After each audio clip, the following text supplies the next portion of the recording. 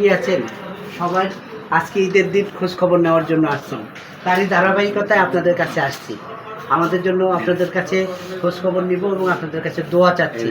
আর একটু সামান্য আপনাদের দুপুরের খাবার আর এই যে মিষ্টি, ঠিক আছে? আপনাদের বাসায় থাকলে আরো ভালো খাইতেন। আমরা আপনাদের সাথে একটু আনন্দ একটু ভাগাভাগি করি।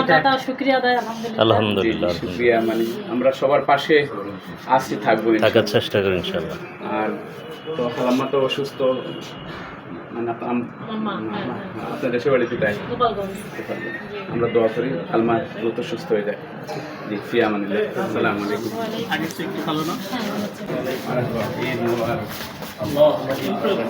আচ্ছা, আমরা ক্যান্টিনে যাই। আমাদের 27টা স্পটে যেতে হবে, মাত্র 7টা না 8টা শেষ হয়েছে।